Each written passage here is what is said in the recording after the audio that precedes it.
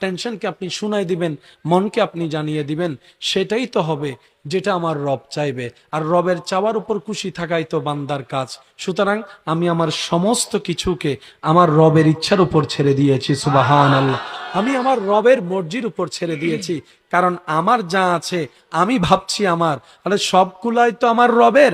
এমনকি আমার দেহে যা আছে সেটাও আমার রবের। আমি যে রু নিয়ে বেঁচে আছি সেটাও তো আমার রবের, বলেন না সুবহানাল্লাহ। আমি আমার আমাদের বলতে মূলত আসলে কোনো কিছু, সবকিছু হচ্ছে আল্লাহর দেওয়া আমানত। সেজন্য আপনার হাত আপনি চাইলে কাটতে পারবেন না, আপনি চাইলে রাগ করে ক্ষোভ নিয়ে কোনো কিছুর কারণে আপনার শরীর আপনি আঘাত করতে পারবেন না, কারণ আপনার যে হাত আপনি বহন করছেন সেটা আল্লাহর দেওয়া আমানত। আর সেজন্যই তো হাসরের ময়দানে হাত আমাদের বিপক্ষে সাক্ষী দিবে, পা আমাদের বিপক্ষে সাক্ষী দিবে, কান আমাদের বিপক্ষে সাক্ষী দিবে।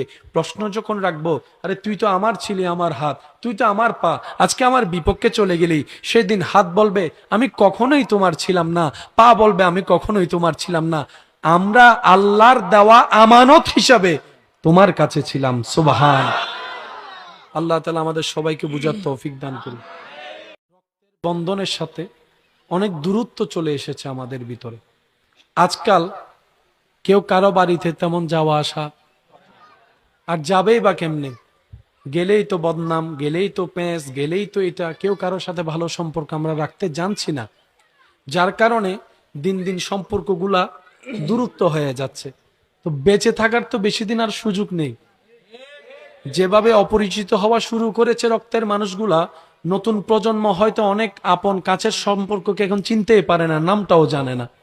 তা আমরা অনুরোধ রাখবো, যতটুক সম্ভব হয় আল্লাহর রেজার জন্য, আল্লাহর সন্তুষ্টির জন্য আপনি আপনার জায়গা থেকে অতটুক মেনটেন করে সবার সাথে যোগাযোগ সম্পর্ক রাখার চেষ্টা করেন। হ্যাঁ, আপনার সেই সম্পর্ক রাখাকে কেউ যদি দুর্বলতা মনে করে, অন্যভাবে দেখে, মূল্যায়ন না করে, সেটা তার খোদাকে সে জবাব দিবে।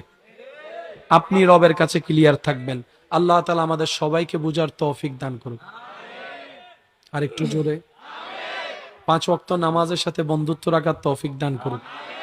বড়দের সম্মান, ছোটদেরকে স্নেহ করার তৌফিক দান করুন। সর্বোচ্চ মা বাবার সেবা করার তৌফিক দান করুন। স্ত্রীকে ভালোবাসা, স্বামীকে সম্মান করার আল্লাহ তৌফিক দান করুন।